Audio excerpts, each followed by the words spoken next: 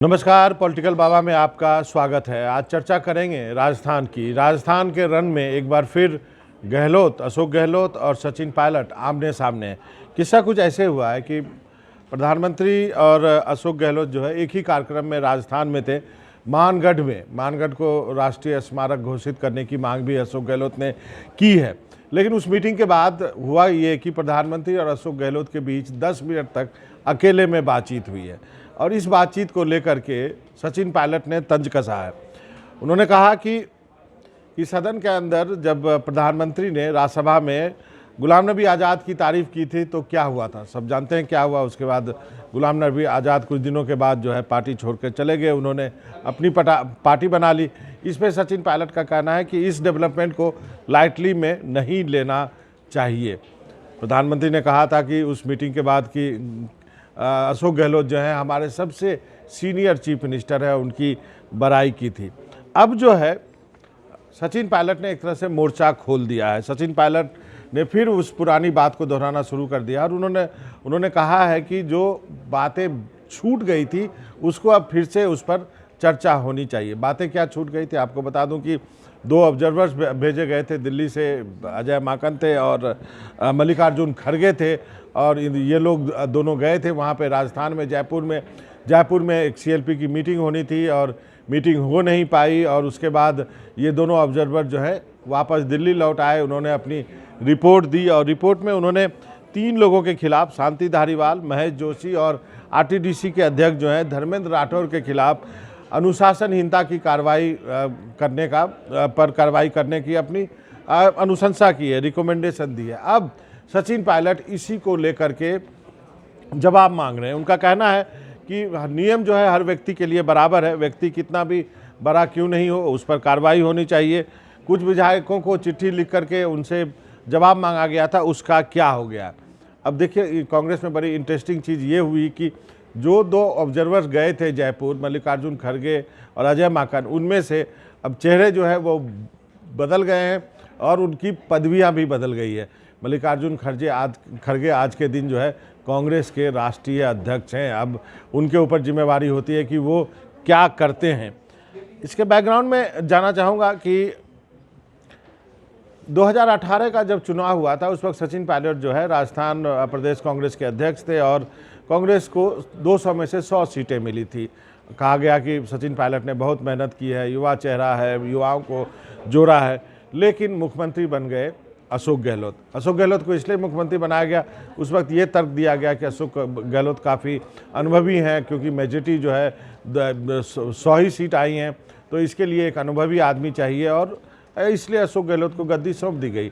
अशोक गहलोत जो कि पेशे से जादूगर है, अपनी जादूगरी चलाई और जो है कांग्रेस का जो आंकड़ा है वो करीब 110 के ऊपर ले गए, जिसमें कि बीएसपी को तोड़ के उन्होंने मिला लिया, निर्दलीय और बाकी छोटी पार्टियों ने उनको अब सपोर्ट कर दिया और अब वो मुख्यमंत्री हैं।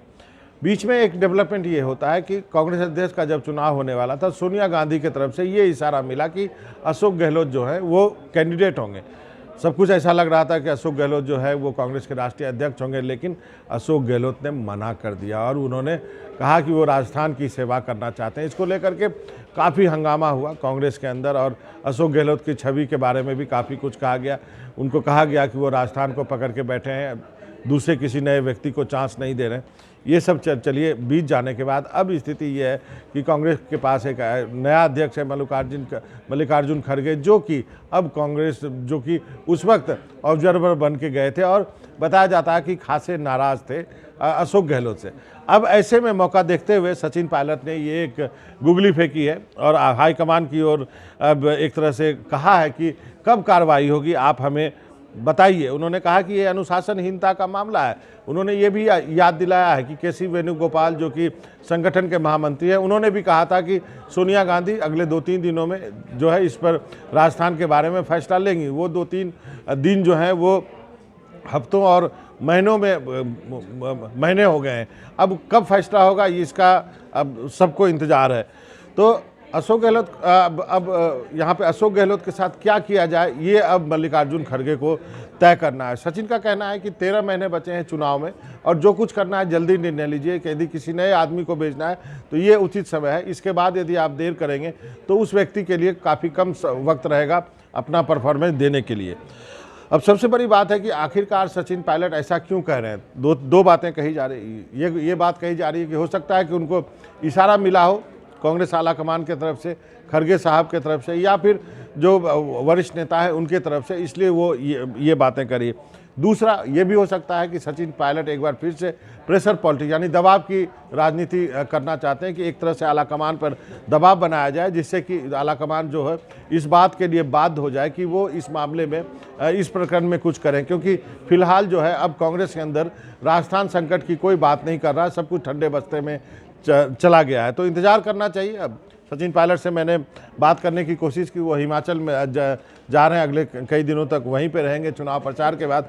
सचिन पायलट को उम्मीद है कि उनकी बात सुनी जाएगी और आला कमान जल्दी फैसला लेगा और जो भी फैसला होगा वो जल्द होगा, जिससे कि यदि उन्हें कमान मिलती है। हालांकि सचिन पायलट के खेमे के लोगों का कहना है कि राहुल गांधी और प्रियंका गांधी ने उन्हें ये एक तरह से कहा था कि उनको अध्यक्ष बनाया जाएगा, तो वो इसके इंतज़ार में अभी तक सचिन पायलट इंतज़ार ही कर रहे हैं। और ये बात भी है कि सचिन पायलट के जो खेमे के लोग हैं वो शांति धारीवाल, महेश जोशी और धर्मेंद्र राठौर के खिलाफ कार्रवाई की भी मांग कर रहे हैं। तो देखना होगा कि सचिन पायलट की ये जो बदलाव की मांग है कब पूरी होती है और क्या जो राजस्थान का में जो एक तरह से जंग छिड़ी हुई है, एक बार फिर से बिगुल बच चुका है, उसका कुछ रिजल्ट निकलता है या नहीं निकलता है। तो आप इंतज़ार कीजिए, अगले कुछ दिन जो है राजस्थान के लिए काफ़ी महत्वपूर्ण होने वाले हैं। पॉलिटिकल बाबा में मनोजन भारती को इजाज़त दीजिए। नमस्कार।